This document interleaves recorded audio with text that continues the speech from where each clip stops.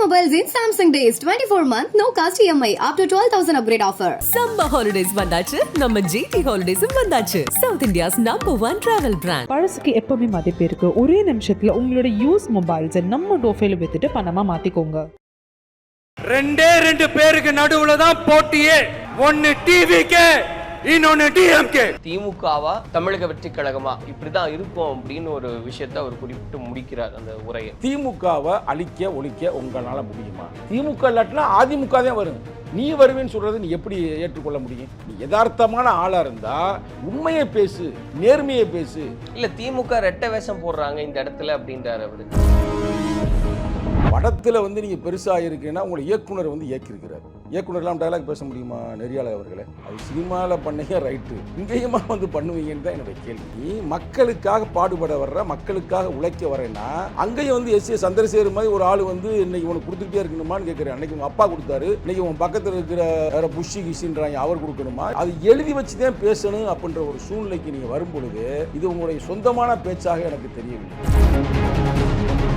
SSC தான் உருவாக்குறாரு அப்படின்னா இவ்வளவு பெரிய உச்ச நட்சத்திரம் அவருடைய உழைப்பு இல்லாம வெறுமனே அவங்க அப்பா கொடுத்த வாய்ப்புகளால் ஒருத்தர் உருவாகி நிற்க முடியுமா? மூளையில ஒன்றும் இருக்கிற மாதிரி தெரியல அப்படின்றது ஒரே ஒரு எடுத்துக்காட்டு சொல்றேன். என் கட்சியை சார்ந்தவர் தான் தோழர் ஆதவ் அர்ஜுன். வேங்கவேல் பிரச்சனைக்கு ஏன் திருமாவளவன் போல? யாரு தடுத்து நிப்பாட்டினா? எந்த அதிகார சக்தி தடுத்து நிப்பாட்டினாங்க? வேங்கவேலுக்கு திருமாவளவன் போனாரா அப்படின்னு கேட்கிற ஒரு கட்சி தலைவன் அந்த விஷயத்துக்காக அது ஏற்பட்டது இமிடியட்டா அங்க போய் ஆர்ப்பாட்டம் நடத்தின அந்த ஏரியாலேயே போய் நான் அடிக்கவா, முருகனுக்கு அடிக்கவா, இந்த இப்ப நான் கேட்டு சொல்றேன், இப்ப என்ன படிக்கிறீங்க? தமிழக வெற்றி கழகத்தினுடைய இந்த கூட்டம் நடந்தது. அதுல திரு ஆதவ் அர்ஜுனா பேசும்போது திருமாவளவன் அங்க வரவே இல்லை அப்படின்னு அவர் குறிப்பிடுறாரு. அப்படியா? மக்களை எங்க வீட்டுல சாப்பிட்டாருங்கள அப்பெல்லாம் அந்த ஆதரவு இங்க டிசிகால தானே இருந்தாரு, அவருக்கே தெரியுமே. அந்த செய்தி தெரியும் அப்படின்னா ஏன் அப்படி? அப்ப இதுல இருந்து என்ன தெரியுது? ஒரு ஸ்டேட் ரெஜிஸ்டர் இல்லைன்னு நான் சொல்றேன். ஒரு தரவு தெரியுது, ரெக்கார்டு இருக்கு. இப்போ ரெக்கார்டுக்கு நான் காட்டணுமா? அப்போ நீங்களே ஆச்சரியப்படுவீங்க. தலைவருடைய ஃபேஸ்புக் நீங்களே பாருங்க, உங்களுக்கு அனுப்பிவிட நீ போடுங்க, என்ன இருக்காருன்னு மட்டும் பாருங்க. அப்ப நீ மேடையில் பேசுற, நான் என்ன ஒன்று சொல்றேன், விடுதலை சிறுத்தைகளை அழித்து விடுவார்கள், ஒழித்து விடுவார்கள் அப்படின்னு சொல்றாப்லையே அது எவ்வளவு ஒரு தற்குறித்தனமானதுன்ற. நீங்கள் சவுடால் விடுகிறீர்கள், சும்மா அரசியலுக்காக தலித்துகள் பேரை பயன்படுத்துகிறீர்கள். நேரடியாக குற்றம் சுமத்துறேன். நான் விஜய் குற்றம் சுமத்தல, விஜய் ஒன்னும் அதை பத்தி பேசல. ஆனா ஆதவ் அர்ஜுனன் நீ பொது மன்னிப்பு கேட்காம நான் உன்னை விட மாட்டேன். கலாட்டா நேயர்களுக்கு வணக்கம். நான் சரவண ராம்குமார். இன்னைக்கு நம்மோட திரு சங்கத்தமிழன் அவர்கள் இருக்கார். அவர்கிட்ட நிறைய விஷயங்களை பேசலாம். வணக்கம் சார். வணக்கம். தமிழக வெற்றி கழகத்தினுடைய இந்த கூட்டம் அப்படின்றது நீங்கள் பார்த்துருப்பீங்க. நிறைய விஷயங்கள் பேசப்பட்டுச்சு. இது வரைக்குமே திமுக பாஜக அப்படின்றத பெயரிட்டு சொல்லாமல் ஆளக்கூடிய கட்சி அப்படின்ற விதத்தில் பேசிட்டு இருந்தாங்க. முதல் முறையாக பெயர் குறிப்பிட்டே பேசியிருக்கார் அப்படின்றதெல்லாம் பார்க்குறோம். முதல்ல உங்களுடைய பார்வை எப்படி இருக்குது சார் இந்த பொதுக்குழு கூட்டம் அப்படின்றது? அதாவது அவர் திரைப்படத்தில் ஆரம்பத்தில் வரும் பொழுது விஜய் அவர்கள் நம்ம கண்ணால் கூட பார்க்க முடியாது. ஏறக்குறைய 4-5 படங்கள் ஃப்ளாப் ஆச்சு. உங்களுக்கு நல்லா தெரியும். இன்னமும் சொல்ல போனால் ஏறக்குறைய ஒரு அடல்ட்ஸ் மூவி மாதிரியாக இருக்கும். நான் சொல்கிறது போனால் உண்மை, யதார்த்தத்தை சொல்கிறேன். அப்புறம் அந்த வளர்ச்சியில் அவருடைய உழைப்பால் நல்ல ஒரு டான்ஸர் அப்படின்னு இன்றைக்கி பேர் வாங்கியிருக்கிறாரு. அதே நேரத்தில் தமிழகத்தில் ஒரு தலை சிறந்த ஒரு உச்சமான ஒரு நிலைமைக்கு போன ஒரு நடிகர், சொல்லப்போனால் அதிகமான சம்பளம் வாங்கக்கூடிய ஒரு நடிகர் அந்த இலக்கை அடைந்திருக்கிறார். அது ஒரு தனிமனிதனுடைய உழைப்பு என்பதை விட அவருக்கு பின்னால் அவர் தந்தை அவரை உருவாக்கினார். அதை யாரும் மறுக்க முடியாது. நிறையா பேர் இன்றைக்கி நடிகர்கள், இயக்குனர்கள் இறந்து போயிட்டாங்க சிறு வயதில் கூட. ஆனால் அவங்க அப்பாக்கள்லாம் அவங்கள கரெக்டாக வளர்த்தாங்களா அப்படின்னு இன்னைக்கு கூட கேள்வி அப்படி அது தொங்கி நிற்கிறது. நேரடியாக சொல்கிறேன், இளையராஜாவுடைய ஒரு மகள் நிறைய பெரிய பாடகி, தலை சிறந்த பாடகி. அவங்க பாட்டை கேட்டிங்கன்னா அவ்வளோ ஒரு உயிரோட்டம் இருக்கும். அதாவது டிஃப்ரெண்ட்டான ஒரு வாய்ஸ் உள்ளவங்க. அவங்களாம் பெரிய ஒரு உச்சத்துக்கு வர வேண்டியவர்கள். ஆனால் பெற்ற தாய் தகப்பைங்க சரியாக பார்த்தாங்களா? ஒருவேளை அவர் தந்தையார் இளையராஜா ஒருவேளை இசைன்ற அந்த இதில் போனனால பார்க்க முடியாத ஒரு சூழ்நிலை கூட வந்திருக்கலாம். அதே தான் இன்றைக்கி பாரதி ராஜாவுடைய பையனுக்கும். ஆனால் விஜயோடைய அப்பா இருக்கார் பார்த்தீங்களா, எஸ் ஏ சந்திரசேகர், அவர் பையனை பல தோல்விகளை சந்தித்த பிறகு கூட அவருக்கு தொடர்ந்து படங்களை கொடுத்து உருவாக்கி அவர் அந்த பொசிஷனுக்கு உருவாக்கி இருக்கிறார். அப்போ அவர் இன்றைக்கி ஒரு அரசியலுக்கு வந்திருக்கிறாருன்னா அது எல்லாருக்கான உரிமை. நல்லா வரட்டும். அரசியலில் யாரும் நம்ம வரக்கூடாதுன்னு சொல்ல முடியாது. ஏன்னா அவர் வந்த காலத்தில் முதலில் ஆதரித்தது விடுதலை சிறுத்தைகள். இன்னமும் சொல்லப்போனால் அவர் அறிவித்த அன்னைக்கே உங்கள் கலெக்டர் டிவிலேயே அதை ஆதரித்து பேசியவன் சங்கத்தமிழன். எங்களுக்கு அதெல்லாம் இல்லை. ஒரு ஆட்டோ ஓட்டுறவங்க கூட வரலாம். ஒரு யார் அதுக்குன்னா குறைத்து மதிப்பிடவில்லை. ஒரு ரிச்சா தொழிலாளி வரலாம், ஒரு இன்ஜினியர் வரலாம், ஒரு டாக்டர் வரலாம். அந்த வகையில் ஒரு இவங்க வர்றாங்க. இவங்களுக்கு என்ன வெளிச்சம் அதிகமாக இருக்கும். பல திரைப்படம் நடித்தனால ஈஸியாக அவங்களுக்கு போய் சேர்ந்துருவாங்க. இப்போ இதெல்லாம் ஓகே, பாராட்டுறேன். படத்தில் வந்து நீங்கள் பெருசாக இருக்கீங்கன்னா உங்களை இயக்குனர் வந்து இயக்கியிருக்கிறார். இயக்குனர்லாம் டைலாக் பேச முடியுமா நெறியாளர் அவர்களே? அது சினிமாவில் பண்ணீங்க ரைட்டு, இங்கேயுமா வந்து பண்ணுவீங்கன்னு தான் என்னுடைய கேள்வி. நீ மக்களுக்காக பாடுபட வர்ற, மக்களுக்காக உழைக்க வரேன்னா அங்கேயும் வந்து எஸ் சந்திரசேகர் மாதிரி ஒரு ஆள் வந்து இன்றைக்கி உனக்கு கொடுத்துக்கிட்டே இருக்கணுமான்னு கேட்குறேன். அன்றைக்கி உங்கள் அப்பா கொடுத்தாரு, இன்றைக்கி உன் பக்கத்தில் இருக்கிற ஒருத்தர் யாரோ புஷி கிஷின்றாங்க, அவர் கொடுக்கணுமா? இல்லை வேறு யாரும் ஜான் அப்படின்னு அதை பேர் சொல்கிறாங்க, அவர் கொடுக்கணுமா? அது எழுதி வச்சு தான் பேசணும் அப்படின்ற ஒரு சூழ்நிலைக்கு நீங்கள் வரும்பொழுது இது உங்களுடைய சொந்தமான பேச்சாக எனக்கு தெரியவில்லை. அதில் எதுவும் உண்மை இருப்பதாக எனக்கு புரியவில்லை. நான் முதல் கட்டமாக நான் அதை சொல்கிறேன். அது எப்படின்னா ஒரு திட்டமிடப்பட்ட ஒரு கேசட் வெளியிடுறாங்க பார்த்தீங்களா, இல்லை ஒரு படத்துக்கு ஒரு ப்ரொமோஷன் கொடுக்குறாங்க பார்த்தீங்களா, அது மாதிரி தான் இருக்குது. இப்போ நீ கேட்டதில் வந்து நான் வர்றேன். என்னுடைய பார்வை வந்து வெறுப்பு வெறுப்பு இல்லாமல் சொல்கிறேன். நான் வந்து அவருடைய ரசிகர், கரெக்டாக. அவர் டான்ஸ் நல்ல ரசிகருங்க. அவர் சினிமாவுக்கு டான்ஸ் போட்ட மாதிரி அரசியல் பெருசாக டான்ஸ் போடுவாரா அப்படின்னு தெரியல, அதை நம்ம அப்புறம் பார்ப்போம். ஆனால் இது முழுக்க முழுக்க ஒரு திரைப்படத்திற்கான எப்படி இருக்குமே அதுமாதிரி உடனே எந்திரிச்சு எல்லாரும் கை தட்டுறது, உடனே இவங்க பேசுகிறது அவங்க பேசுகிறது கொண்டு வர்றாங்க. யாராவது ஒரு ஆள் கையில் பேப்பர் இல்லாமல் படித்தார்களா நெறியாளரே? நான் இப்போ கேள்வி கேட்குறேன் உங்கள்கிட்ட. ஒரு ஆள் சொல்லுங்கண்ணே, யாராவது ஒரு ஆள். எல்லாருமே பேப்பர் எழுதி வச்சுட்டு அப்படியே கக்குறாங்கன்னா உங்கள் பின்னால் இருந்து உங்களை இயக்குவது யார் அப்படின்னு எங்களுக்கு ஒரு சந்தேகம் எழுகிறது. ஸோ அது உங்களுக்கு ஒரு கேள்வி இருக்கு. எனக்கு இல்லை பிரதர், அரசியலில் ஒரு நேர்மை. இங்கே அவங்க மேலே எனக்கு காழ்ப்புணர்ச்சிலாம் இல்லை, நான் இன்னும் வரவே இருக்கிறேன். உண்மையிலே சொல்லும் போதே ஒரு காழ்ப்புணர்ச்சி தெரியுது சார். இல்லை, என்ன இது எப்படி இல்ல என்ன காழ்ப்புணர்ச்சி? காழ்ப்புணர்ச்சின்னா, நீ சொல்லுங்க. எஸ்எஸ்சி தான் உருவாக்குறாரு அப்படின்னா இவ்வளவு பெரிய உச்ச நட்சத்திரம் அவருடைய உழைப்பு இல்லாம வெறுமனே அவங்க அப்பா கொடுத்த வாய்ப்புகளால ஒருத்தர் உருவாகி நிக்க முடியுமா? அதுவே ஒரு பெரிய கேள்வி. இல்லை இல்லை, நல்லா கேட்டுக்கிறீங்க. முதல்ல 5 படம் உங்களுக்கு பேர் தெரியுமா? 5 படங்களுமே பிளாப்பு. ஆனால் அவர் தந்தையார் விடலை, தொடர்ந்து கொடுக்குறாரு. அவருடைய வெளியில் வந்து நடித்த படம்னா சந்திரலேகா, அதான் முத வெளிப்படம். அவருடைய கேராப்பே இல்லாமல். அவருடைய இயக்குனர் வந்து நம்பிராஜ், என் நண்பர். அவர் அப்போ என்ன நடந்துச்சோ அதை இப்பயும் சொல்லுவார் என்கிட்ட. எல்லா விஷயம் தெரிஞ்சதே சங்கத்தமிழ், எதுவும் தெரியாமல் ஒருத்தரை போய் நம்ம பேச முடியாது. இல்ல எதிர்மறை விமர்சனங்கள்லாம் வந்தது அதுதான். இல்லைன்னு சொல்ல பிரதர், ஆனால் இவரை ஒருத்தர் இயக்கி இருக்கிறார், உருவாக்கி இருக்கிறார், இவருக்கு பின்னால் உழைத்திருக்கிறார். அதை அவரே மறுக்க முடியாது, பார்க்குற எல்லாருக்குமே தெரியும். நீ வந்து சும்மா அவரை வந்து இப்போ ஒரு உச்சத்துக்கு போயிட்டான்றக்க நம்ம சொல்ல முடியாது. இது எல்லாருக்கும் பொருந்தும், கரெக்டாக. யாரும் இல்லாமல் யாரும் வளர முடியாது. ஆனால் ஏன் இப்போ நான் ஒரு நேரடியாக கேட்குறேன். இப்போ பாரதி ராஜா இருக்காரு, அவங்க பையன் வந்து எனக்கு நேரடியான பழக்கம், ஒரு அன்பான மனிதர். இன்றைக்கி நம்ம அவர் விட்டு போயிட்டாரு. இந்த நேரத்தில் வந்து உங்கள் தொலைக்காட்சி மூலமாக அவர் செம்மார்ந்த வீர வணக்கத்தையும் தெரிவிக்க கடமைப்பட்டிருக்கிறேன். அவருக்கு ஒரு படம் கொடுத்தாருங்க அவங்க அப்பா. யார் இயக்கத்தை தெரியுமா உங்களுக்கு? ஒரு முக்கியமான இயக்குனர். இந்த கபடிலாம் வச்சு எடுப்பார்ல, ஒரு கபடி வச்சுல நம்ம வெண்ணிலா கபடி குழு, அந்த படத்துடைய இயக்குனர் தான் அந்த படத்துடைய தயாரிப்பாளர் சுசீந்திரன். படம் எடுத்தாங்க. ஏன் அதுக்கு அடுத்த சான்ஸ் ஏன் கொடுக்கல? மார்கழி திங்கள்னு ஒரு படம் வந்துச்சுங்க, இப்போ வந்துச்சுங்க. படம் கொஞ்சம் ஃப்ளாப் ஆயிடுச்சுங்க, சிறப்பான படங்க. ஏன் அடுத்தடுத்து ஏன் அவருக்கு உதவி செய்யலை? ஆனால் இவருக்கு செஞ்சுருக்கிறாங்களே. நான் ஒரு யதார்த்தத்தை சொல்கிறேன், வேறு ஒன்றும் காழ்ப்புணர்ச்சினா இல்லை. ஆனால் நீங்கள் அங்கே எல்லாம் எழுதி கொடுத்து வச்சு பேசுகிறீங்கன்னா அதுக்கு ஒரு எடுத்துக்காட்டு சொல்லட்டுமா? நீங்கள் கேட்கல, நானே சொல்லட்டுமா? அவங்களுக்கு என்ன அதில் வந்து மூளையில் வந்து ஒன்றும் இருக்கிற மாதிரி தெரியல அப்படின்றது ஒரே ஒரு எடுத்துக்காட்டு சொல்கிறேனே. என் கட்சியை சார்ந்தவர் தான் தோழர், என் நண்பர். அவர் என் நண்பர் தான், ஆதவ் அர்ஜுன். இல்லை அவர் கேட்டார், கரெக்டு தான். வேங்கை வயலில் பாதிக்கப்பட்ட இடங்களுக்கு தலைவர் திருமாவளவன் நேரில் போனாரான்னு ஒரு பொதுத்தளத்தில் பொது மேடையில் உன் தலைவனை வச்சுக்கிட்டு நீ பேசும்போது தப்பான கருத்தை பேசுறியே. வேங்கை வயலுக்கு திருமாவளவன் போனாரா அப்படின்னு கேட்குற. அப்போ இதுக்கு முன்னாடி என் கட்சியில் இருந்த, அப்போ கட்சியை பற்றியும் உனக்கு எதுவும் தெரியலை, கட்சியோடைய கொள்கை கோட்பாடு தெரியலன்றது எனக்கு அப்பயே தெரியும். ஏன்னா கட்சியில் முதலில் அவரை கொண்டு வரும் பொழுது அதை எதிர்த்தவன் சங்கத்தமிழன். கட்சியை விட்டு வெளியே எடுக்கும் பொழுதும் அதற்காக எடுக்கக்கூடாதுன்னு சொன்னவன் சங்கத்தமிழன். நான் ஏன் இதை பதிவு செய்கிறேன்னா, நான் ஆளை பார்க்க மாட்டேன், கொள்கை கோட்பாடு எப்படி இருக்குது தான் பார்ப்பேன். இவர் வரும்பொழுது என் கட்சியில் எல்லாரும் எதிர்த்தாங்கங்க, எல்லாரும் ஆதரிச்சாங்க, மன்னிக்கணும். இவர் வரும்பொழுது ஏறக்குறைய எதிர்த்தேங்க சங்கத்தமிழன். உயர்நிலை குழுவில் எதிர்த்திருக்கிறேன், ரெக்கார்டு இருக்குது. நான் உங்கள் கலெக்டர் டிவியில் பேசியிருக்கிறேன். ஏன்னா நான் வந்து அவர் ஆளை பார்க்கல, எந்த கொள்கை கோட்பாடை சார்ந்து வந்திருக்கிறான்னு தான் நாங்கள் எதிர்த்தோம், சரிங்களா? ஆனால் அடுத்து சில காலங்களில் அவர் வெளியேறி போகிறாரு. அப்போ அவருக்காகவே தலைவரிடம் போய் 1 மணி நேரம் பேசியிருக்கிறேன். நான் ஓப்பனாக சொல்கிறேனே. அவரை ஹோல்ட் பண்ணிக்கலாம். எனக்காக அவர் பலமுறை அவருக்கு வந்து மன்னித்து கூட விட்டார். அதையும் நான் இந்த இடத்துல நான் பதிவு செய்ய விரும்புகிறேன். ஆனால் இப்போ தெரியுது பாரு, நீ ஒரு பைத்தியக்காரன் தெரியுதுங்க. உண்மையிலேயே ஒரு கட்சி தலைவன் அந்த விஷயத்துக்காக அது ஏற்பட்டதுமே இமிடியட்டாக அங்கே போய் ஆர்ப்பாட்டம் நடத்தின அந்த ஏரியாலேயே போய் அது எந்த ஏரியா, அது வந்து புதுக்கோட்டையில் போய் ஆர்ப்பாட்டம் பண்ணாங்க. இது எப்போ நடந்துச்சுன்னா ஏன்னா நீ ஒரு பொதுத்தளத்தில் பேசுகிற எவனாவது எழுதி கொடுத்தானோ அப்படியே பேசாதீங்க. நாளைக்கு வந்து விஜய் கூட நல்லது செய்யலாம் என்று இந்த மக்களுக்காக வந்திருக்கலாம். அவருக்கு ஏதாவது ஏட்டி பூட்டியா பொய்யான தகவல் எழுதி கொடுத்தாங்கன்னா இப்போ நீ பேசுனே தப்பு இல்லை. நீ பொது மன்னிப்பு கேட்காம நான் உன்னை விட மாட்டேன். அதுக்கு நான் அப்புறம் வர்றேன். நான் வந்து அது உண்மையை சொல்கிறேன் நெறியாளரிடமும் மக்களிடமும். டிசம்பர் 26 கிறிஸ்துமஸ்க்கு அடுத்து 2022 நடக்குது இந்த நிகழ்வு. கடைசி நடக்குது. நடந்து முடிந்ததுமே தமிழ்நாடு பொங்குறாங்க. என்னடா ஒரு தண்ணி தொட்டிக்குள்ளே போய் இப்படி இதை கலந்துக்கிட்டாங்க. அதுவும் ஒரே ஊரில் வந்து தண்ணி தொட்டியை வந்து தனி தொட்டியாக வச்சுருக்கிறாங்க. அப்போ தான் மக்களுக்கே தெரியுது. ஏன்னா இப்போ நமக்கெல்லாம் ஒரே தண்ணி தொட்டி தானே இருக்குது. அவங்க தனி தொட்டி வச்சுருக்காங்க. தனி தொட்டிக்குள்ளே மலத்தை வேற கலந்துட்டாங்களான்னு அதிர்ச்சி ஆனதுமே முதலில் ஆர்ப்பாட்டத்தை அறிவித்து அங்கே போய் நடத்தினது எங்கள் தலைவர்.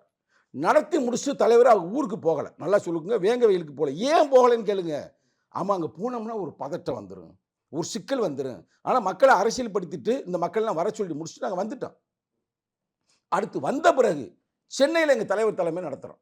இல்ல இப்போ வேங்கை பாதிக்கப்பட்ட பகுதிக்கு நேரடி அடுத்து சொல்றேன் பிரதர், டேட்டோட சொல்றேன் பிரதர்.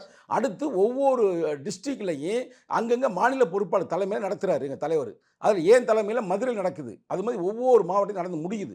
நடந்து முடிந்த பிறகு 4ஆம் தேதி 3வது மாதம் 2024 எங்கள் தலைவர் ஸ்பாட்டுக்கே போகிறார். மன்னிக்கிறேன், 24 23ங்க 4/3/2023 நேர ஸ்பாட்டுக்கு போகிறாரு. நானும் போகிறேன். போய் அங்கே இருக்கிற மக்களுக்கெல்லாம் நலத்திட்டங்கள் வழங்குறாரு. அங்கே மேலே போட்டு பேசுகிறாரு. பேசி முடித்த பிறகு அவங்க வீட்டிலே உட்காந்து சாப்பிட்றாரு. அந்த போலீஸ் இருக்காப்புல இல்லை, இன்னைக்கு மாற்ற முரளி ராஜா வீட்டில் உட்காந்து சாப்பிட்றாரு. அங்கே இருக்கிற முருகன் அப்படின்ற ஒருத்தர் சாப்பிட்றாரு. நான் வேணா இப்போ முருகனு கூட அடிக்கிறேன். அதான் ஊர் தலைவர். நேரடியாக ஃபோன் பண்ணி இப்போ உங்களை அடித்து எங்கள் தலைவர் வந்தாரா வரலையான்னு கூட நீங்கள் கன்ஃபார்ம் பண்ணிக்கலாம். ஒன்றும் பிரச்சனை இல்லை. நீங்கள் ஓகேன்னு சொன்னால் நான் போய் அடிச்சு கூட நான் லைன் தர்றேன். முருகன்றவரே அந்த ஊர் தலைவருங்க. அந்த ரெக்கார்டிங் காட்டுற எங்கள் தலைவருடைய ஃபேஸ்புக்கில் அவர் வந்து அங்கே போய் நிகழ்வில் நான் கலந்து கொண்டேன்னு இருக்குது. இது எல்லாமே அப்படியே கிடக்குதுல. முதல்வரை 3 முறை சந்திக்கிறார் எங்கள் தலைவர் இது சம்பந்தமாக. இதுக்கு நீங்கள் நடவடிக்கை எடுங்க அப்படின்னு முதல்ல கொடுக்குறாரு. அடுத்து நடவடிக்கை எடுக்காமல் ரொம்ப லேட் ஆகிறீங்க, ஸ்பீடாக எடுங்க அப்படின்னு சொன்னதுக்காக நீங்கள் வந்து இதை சிபிசிஐடிக்கு மாற்றுங்க அப்படின்றாரு. அதுக்காக சிபிசிஐடிக்கு எங்கள் தலைவர் சொன்ன பிறகு மாற்றுறாங்க. அதுலேயும் எங்களுக்கு ஹேப்பி இல்லாமல் இருக்கும் பொழுது ஒரு தனியாக ஒரு ஆணையத்தை உருவாக்குங்க, ஒரு நீதிபதி தலைமையில் அதையும் உருவாக்குறாரு. அப்போ எங்கள் தலைவர் வெளியில் வந்து பேட்டி கொடுக்கும்போது கூட ஒரு பெரிய சண்டை கூட நடக்குது. நீங்கள் பார்த்துருப்பீங்க. தலைவர் எப்பயுமே கோவப்பட மாட்டார். ஒருத்தங்க கூட கேட்டேன், நீ திமுக காரன் மாதிரி பேசுகிற அப்படின்னு கூட எங்கள் தலைவர் கோவப்பட்ட நான் இருக்குது. அது அந்த காலகட்டம் தான். அப்போ தொடர்ந்து வலியுறுத்தியது மட்டுமல்லாமல் இப்போ சிபிசிஐடி வந்து ஒரு தப்பான தகவலை கொடுக்குறாங்க. இவங்களே தாண்டா கலந்தாங்கன்னு. அப்போ எங்கள் தலைவர் எதிர்த்தாரா இருக்கலையா? தொடர்ந்து நாங்கள் போராடி கொண்டு இருக்கோமா இல்லையா? இன்னொன்று சொல்லட்டுமா, இப்போ இந்த பயலுக மேலே குற்றவாளியை அறிவித்த பிறகு உள்ள யாருமே விடலை. உள்ள என்னை அனுப்பி விட்டாருங்க. உள்ள போன ரெக்கார்டு இருக்குங்க. இன்னும் பெருமையாக சொல்கிறாங்க, இந்த நிகழ்வு நடந்த பிறகு இந்த பிரச்சனை வந்த பிறகு அதுக்கு உள்ளே போனது. இப்போ இந்த பிரச்சனை இந்த பயலுக குற்றவாளி 3 பேர்னு அறிவிச்சாங்களே, உள்ள முத போனது சங்கத்தமிழன். அதற்கடுத்து எங்கள் கட்சியோட பொதுச் செயலாளர். இப்போ கூட அந்த பையில 3 பேர் இருக்காங்க பார்த்தீங்களா, எங்கள் தொடர்பில் தாங்க இருக்கிறாங்க. நாங்கள் சும்மா வந்து தலித்துரா நம்ம இதை சொல்லிட்டு போகணும், சவுடால் விடலை. நீங்கள் சவுடால் விடுகிறீர்கள். சும்மா அரசியலுக்காக தலித்துகள் பேரை பயன்படுத்துகிறீர்கள். நேரடியாக குற்றம் சுமத்தினேன். யாரை? நான் விஜய் குற்றம் சுமத்தலை. விஜய் ஒன்றும் அதை பற்றி பேசலை, அவரை நான் பேசலை. ஆனால் ஆதவ் அர்ஜுனன் என் கட்சியில் இருந்தே உனக்கு கொஞ்சமாச்சும் நாலேஜ் இருக்கா? எங்கள் தலைவரை வந்து குருன்ற, நான் சிஷிய பிள்ளைன்ற. அப்போ உனக்கு வந்து கிடைக்கக்கூடிய தரவு கரெக்டாக இருக்கணும்ல. நீ வந்து ஒரு ஸ்ட்ராட்டஜி மெயின் என்ன? தரவுகளை வச்சு தான் நீ ஸ்ட்ராட்டஜியை பண்ண முடியும், டாக்டிக்ஸ் பண்ண முடியும், ஆக்ஷன் பிளான் பண்ண முடியும். அப்போ தான் நீ ஒரு விஷயம் அடைய முடியும். அப்போ இது எதுவுமே தெரியாத ஒரு குக்குருவா இருக்கையே உன்னை வச்சு பாவம் விஜய் ஏமாந்து போயிடாம. நான் மீண்டும் சொல்கிறேன் பிரதர், இல்லை தப்புன்னு சொல்லுங்கள். நான் நேரடியாக உங்களை ஒன்றும் சொல்லலை, நான் நேரடியாக ஆதவ அர்ஜுன்னு சொல்கிறேனே. உனக்கு மூளை இருக்கா இல்லையா? நான் நேரடியாக கேட்குறேன். ஒரு தலைவர் போனதை போகவே இல்லை அப்படின்ற மாதிரி நீ வெளியில் சொல்கிற, அந்த மன்றத்தில் பேசுகிற, அப்புறம் டைலாக் விடுற. விஜய் போவார், போனால் தீர்வை கொடுப்பா, வரவேற்கிறேன்ப்பா, நான் பாராட்டுறேன்ப்பா.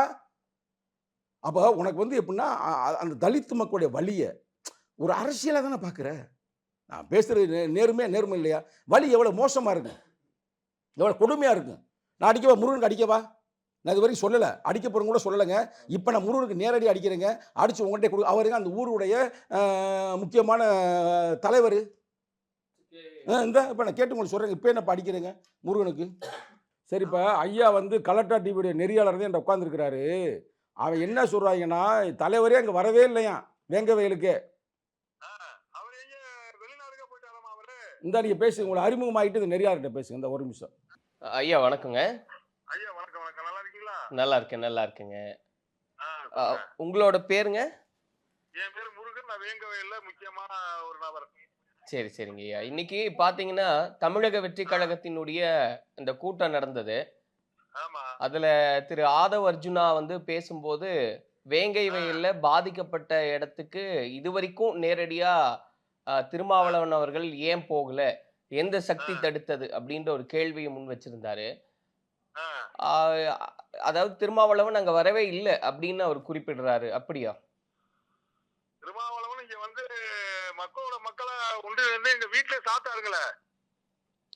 எப்ப நினைவு இருக்குங்களா அந்த பிரச்சனை நடந்ததுல இருந்து எப்ப வந்திருந்தாருன்னு?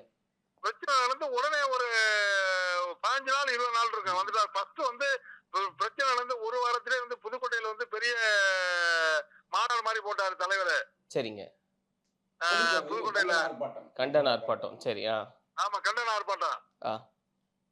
கண்டன ஆர்ப்பாட்டம் போட்டு அப்புறம் ஒரு 10 கிராமத்துக்கு வந்துட்டாரு. சரி சரிங்க. வந்து அங்க பாதிக்கப்பட்டவங்க கிட்ட எல்லாம் நேரடியாவே பேசி, பாதிக்கப்பட்டவங்களை நேரடியா பேசி ஒவ்வொருத்தரெல்லாம் கூப்பிட்டு விசாரிச்சு என்னங்கிற சின்ன பிள்ளைங்க இருந்து பெரியவர்களையும் கூப்பிட்டு விசாரிச்சு குழந்தைகளை வச்சு விசாரிச்சு எல்லாமே வந்தாங்க. எல்லாத்துக்குமே தெரியும். அது மட்டுமல்லாமல் எங்க வீட்டுல, எங்க அண்ணன் வீட்டுல அவர் உட்கார்ந்து சாப்பிட்டாரு. உங்களுக்கு என்ன ஆதாரம்? அப்பெல்லாம் அந்த ஆதரவு இங்க விசிகால தானே இருந்தாரு, அவருக்கே தெரியுமே. இல்ல அதனாலதான் கேட்கிறேன். இப்போ அவருடைய பேச்சு எப்படி பாக்குறீங்க? நீங்க கேள்விப்பட்டிருப்பீங்க. இல்ல முன்னாடி இதே வந்து ஆதவர்த்தில வந்து நாங்க தப்பவும் செய்ய முடியாது. இதே விசிகாவுல இருக்கும்போது அன்னைக்கு வந்து விசிகாவுல ஒன்றிணைந்து அவருடைய இடத்துக்கு எங்களை கூட்டிட்டு போய் உணவு கொடுத்தாரு. அப்ப தலைவருக்கும் தெரியாது. தலைவர் வந்து தான் போய் சொன்னாரு ஆதவர்த்தில ஆபீஸுக்கு வந்து. சரி. நாங்க அங்கெல்லாம் உணவு கொடுத்தாரு. அவரு ஒரு உதவிகள் எல்லாம் பண்ணாரு. அவர் வந்து இதுக்கு பாப்பமன் சார் பார்க்க போகும்போதெல்லாம் அப்ப விசிகால இருந்து அவரும் பண்ணாரு. தலைவரோட ஒன்றாதானே இருந்தாரு. அப்பெல்லாம் அவருக்கு தெரியுமே. இங்க தலைவர் வேங்கலுக்கு வந்தது அவருக்கெல்லாம் தெரியுமே. தெரியும், வேணுக்கு எதை பேசுறாரு தெரியும். என்ன திருச்சி பேசி இருக்காரு அப்படின்னு பாக்குறீங்களா? ஆமா, இப்ப பிரிச்சு அப்படி பார்க்கும்போது பிரிச்சுதான் தாவேக்காவுக்கு போனவனே பிரிச்சுதான் பார்த்திருக்காரு. ஓகே. சரி சரிங்க. அதுதான், அது சரியா இல்லையான்றது கேட்டுக்காருக்காக தான். நன்றி நன்றி. இல்ல தலைவர் வந்தாரு. சரி, நல்லது. தலைவர் வந்தாரு. இப்போ உங்க தங்கத்தமிழன் வந்தாரு, கிட்ட எல்லாமே உஞ்சரசன் வந்தாரு. கட்சியில உள்ள முக்கிய பிரமுகர்கள் அனைத்து பேருமே வந்தாங்க. இப்ப கடைசியா இவர் சங்கத்தமிழனும் கடைசியா இப்ப வந்தாருங்க. இப்ப தங்கத்தமிழன் வந்து நாங்க எங்க சின்ன துக்கத்துல வந்து கலந்து எல்லாமே பண்ணுனாங்க. சரி சரி சரி. சரிங்க. நன்றி நன்றிங்க. வணக்கம் வணக்கம் வணக்கம். இல்ல இவர் என்னவா இவர் அந்த ஊருடைய தலைவர். ஓகே, ஊர் தலைவர் முருகன். ஊர் தலைவர். போட்டா காட்டுறேன் உங்களுக்கு. இப்போ எல்லாம் போட்டாமல் தர்றேன் சேர்ந்து சாப்பிட்டதில். இப்போ எதில் என்ன ஒரு நகைச்சுவையாக இருக்குன்னா, அப்போ அவருக்கு எல்லாமே தெரியும். இல்ல அதுதான், இப்போ அந்த செய்தி தெரியும் அப்படின்னா ஏன் அப்படி? அப்போ இதுலேருந்து என்ன தெரியுது? ஒரு ஸ்ட்ராட்டஜிஸ்ட் இல்லைன்னு நான் சொல்கிறேன். ஒரு தரவு தெரியுது, ரெக்கார்டு இருக்குது. இப்போ ரெக்கார்டுக்கு நான் காட்டட்டுமா? இப்போ நீங்களும் ஆச்சரியப்படுவீங்க. எங்கள் தலைவருடைய ஃபேஸ்புக் இருக்குது, அது அழிக்க முடியுமா? ஃபேஸ்புக்கு என்றைக்குமே இயங்கி கொண்டிருக்கிறது. இந்த பாருங்க, அவர் வந்து கரெக்டாக வந்து இத்தனாம் தேதி நான் அங்கே போனேன், என் தலைமையில் வந்து அங்கே சந்தித்த மக்களை அப்படின்றத ரெக்கார்டோடு வச்சுருக்காரு. இப்போ நம்ம அதை நம்ம என்ன செய்ய முடியும்? அதான் பிரதர், அதாவது நீங்கள் வந்து சும்மா ஒரு அரசியலுக்காக நம்ம எதையும் பேச முடியாது. உண்மையான எதாவது நீங்கள் தலைவருடைய ஃபேஸ்புக்கு நீங்களே பாருங்க, உங்களை அனுப்பிவிட நீங்கள் போடுங்க. என்ன எழுதியிருக்காரு மட்டும் பாருங்கள். வருஷத்தோடு போட்டிருக்காரு. என்ன போட்டிருக்காரு? 4ஆம் தேதி பிப்ரவரி மாதம் 2023 புதுக்கோட்டை மாவட்டம் வேங்கை வயல் கிராமத்தில் இன்று மக்களை சந்தித்து ஆறுதல் கூறி அங்கே மருத்துவ முகாமையும் இன்று தொடங்கி வைத்தேன் அப்படின்னு அந்த போட்டோ பதிவு எல்லாமே. அப்போ உங்களை அனுப்பிவிட்றேன். நீங்கள் அதில் ரெக்கார்ட் நீங்கள் வச்சுக்கிறீங்க, நீங்கள் அது கிராஸ் செக் பண்ணிக்கிறீங்க. அவர் நம்பர் நான் தர்றேன், முருகன் நம்பரும் தர்றேன், நீங்கள் அவர்கிட்ட பேசிடுங்க. அதாவது நான் என்ன சொல்ல வரேன்னா, இல்லை அப்போ நோக்கம் என்னவா இருக்கும்னு நினைக்கிறீங்க? நீங்கள் இந்த செய்தி வந்து நல்லாவே திரு ஆதவ் அர்ஜுனுக்கு தெரியும் அப்படின்னா, அப்போ இதை வந்து ஒரு பொதுவெளியில் பேசினா விசிகால இருந்து திரும்ப அதை வந்து தெளிவுபடுத்துவாங்க, திரும்ப எதிர்வினை ஆற்றுவாங்கன்னு தெரியாமலா இருப்பார்? அவ்வளவுக்கு பச்சை குழந்தையா இருக்காரு. இப்போ அதான் ரொம்ப பிரச்சனையா இருக்கு. இவரெல்லாம் நம்பி வந்து இவர் வந்து இவ்வளோ பெரிய தேர்தலுக்கான ஒரு வியூக அமைப்பாளர் அப்படின்ற மாதிரி பொறுப்பை கொடுக்குறாரு. அதைத்தான் நான் சொல்ல வர்றேன். உங்களை பின்னாடி இருந்து இயக்குபவர்கள், இல்லை உங்களோடு சேர்ந்து இயங்குபவர்கள் ஒரு அறிவுபூர்வமான தரவுகளை கொடுக்கணும். சரி தப்புன்னு கூட வச்சுக்கிருவோம். ஏதோ தெரியாமல் கூட அவர் சொல்லியிருக்கலாம். நான் அப்படி கூட வச்சுக்கிறேன். சொல்லிட்டீங்க. அடுத்து ஒரு டயலாக் சொல்கிறாரு. அதெல்லாம் வந்து ரொம்ப நகைப்புக்கு உள்ளதாக இருக்குது. என்னன்னா மதிமுக அழிந்து விட்டது, மதிமுகவை திமுக அழித்து விட்டது, அதேபோல் விடுதலை சிறுத்தைகளை அழித்து விடுன்றார். ஃபஸ்ட்டு பாயிண்ட்டு, மதிமுக அழிஞ்சா போச்சு. இன்னைக்கு அவர் வந்து பாராளுமன்றத்தில் பேசின பேச்சு, இவ்வளோ வயது முதிர்ந்த பிறகு அவர் பேசின பேச்சு நீங்கள் பார்த்தீங்களா? நெறியாளர் அவர்களே, பொதுமக்கள் பார்த்தீங்களா?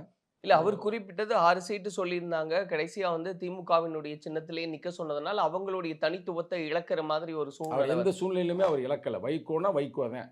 அப்ப ஏன் அவர் மாற்று பையன் கருத்து இல்ல. அழுதாருன்னு கேட்கிறேன். அவர் பையன் அழுதாரு. எந்த வழியில் அழுதாரு? அந்த நேரத்தில் வந்து என்னை வந்து உங்கள் சின்னத்தில் நிற்க சொல்கிறீங்களே அப்படின்னு அழுதுருக்கலாம். நீ அடுத்த நகர்வு இருக்குல்ல, அதே மாதிரி போயிட்டு வாங்கன்னா இல்ல அதுவே ஒரு அழுத்தம் தான். இல்ல அப்படி அழுத்தம் ஒரு இல்ல. கட்சி இங்க பாருங்க, அதாவது புலி வந்து பதுங்குதுன்னா பயந்து போய் பதுங்கல. Calm before the storm stood to the கங்கர்மாங்க. ஒரு புலி பதுங்குவதே பாய்வதற்காகத்தான். அன்னைக்கு வந்து பதுங்கி கூட போயிருக்கலாம் ஒரு கூட்டணியில். ஆனால் இன்னைக்கு வந்து அவங்க கட்சி நிலைத்து நிற்கிதுல. இன்னைக்கு போய் அவர் வந்து பார்லிமெண்ட்ல பேசுறாருல்ல, இன்னைக்கு அவரும் எம்பி ஆயிட்டார்ல, இன்னைக்கு அவங்க சட்டமன்ற உறுப்பினர் இருக்காங்கல்ல, நிலைத்து நிற்கிறாங்கல்ல, இதுக்கு அடுத்து அவங்க சொந்த சின்னத்தில் கூட நிற்கலாம்ல, மீட்டு எடுக்கலாம்ல. நாங்கள் ஒரு எடுத்துக்காட்டுங்க. 2001 நாங்கள் உதயசூரியன் சின்னத்தில் நின்றோம். எங்கள் தலைவர் நின்றார். ஒரு சின்ன முரண் வரும்பொழுது தூக்கி எறிஞ்சிட்டு வந்தோம்ல. அதற்கு பிறகு விடுதலை சிறுத்தைகளில் எங்கள் தலைவர் என்னைக்காவது நின்றுருக்காரா? இன்னைக்கு எங்கள் கட்சி அங்கீகாரம் அடைஞ்சிருக்குல்ல. எல்லாத்தையும் எல்லா நேரத்தையும் செய்ய முடியாதுங்க. இதான் ஸ்ட்ராட்டஜி. அதை டிஃபெண்ட் பண்ணுறீங்க. ஸ்ட்ராட்டஜி என்ன தெரியுமில்ல? எதை எப்பொழுது எப்படி யாரால் எங்கே செய்வதுதான் ஸ்ட்ராட்டஜி. நீ பாட்டுக்கு எல்லா இடத்துலையும் எல்லாத்தையும் பேசுவேன்னா அது பேர் பைத்தியக்கார பையன் அர்த்தம். ஸ்ட்ராட்டஜினா என்னால நுட்பமாக நம்ம வந்து கையாளுவது தான், நுட்பமாக ஒரு நிகழ்வு வெற்றி பெறுவது தான். உத்திகளும் திட்டங்களும் உருவாகும் செயற்களத்தில் வெற்றி உடன் கிட்டும் கையாளும் உரிய செயல் தந்திரத்தில். இதுக்கு பேர் ஸ்ட்ராட்டஜி. டிஃபென்ஸ் ஸ்ட்ராட்டஜி இல்லைன்னா தமிழில் உங்களுக்கு நான் சொல்லியிருக்கிறேன். கரெக்டாக? அப்போ நீ வந்து மேடையில் பேசுகிற, நான் என்ன ஒன்று சொல்கிறேன், நெருப்பை போய் யாரும் பொட்டலை போட முடியுமாங்க? நெருப்பு இருக்குது, அதை போய் நீ பொட்டலம் போட முடியுமா? எரிஞ்சிரும்ல. அப்போ விடுதலை சிறுத்தைகளை அழித்து விடுவார்கள், ஒழித்து விடுவார்கள் அப்படின்னு சொல்கிறாப்புலையே அது எவ்வளோ ஒரு தற்குறித்தனமானதுன்றேன். நான் தப்பாக சொல்ல நினைக்காதீங்க. எங்களை வந்து விடுதலை சிறுத்தைகளுடைய கடைசி தொண்டை தலைவரை விடுங்க. தலைவர் விதைச்சிட்டாருங்க, அது இன்னைக்கு மரமாக வளர்ந்துக்கிட்டு இருக்குங்க. கடைசி தொண்டன் ரத்தம் இருக்கிற வரைக்கும் விடுதலை சிறுத்தைகளை யாராலும் அழிக்க முடியாது. நாங்கள் எந்த கூட்டணியில் இருக்கிறோம், எதுக்காக கூட்டணியில் இருக்கிறோம், என்ன காரணத்துக்காக கூட்டணியில் இருக்கிறோம், எல்லாம் உணர்ந்து தெரிந்து அறிந்து புரியுதாக இருக்கிறோம். 6 சீட்டுக்கு நான் கையெழுத்து போட்டேன் பார்த்தீங்களா? தெரியாமலாம் போட்டுடல. அவ கொடுத்தாக போட்டுட்டு அப்படிலாம் இல்லை. ஆனால் இந்த நேரத்தில் 6 சீட்டு நம்ம நிற்பது என்பது நமக்கு வந்து சிறப்பு. 6க்கு 4 ஜெயிச்சிருக்கிறோம்ல.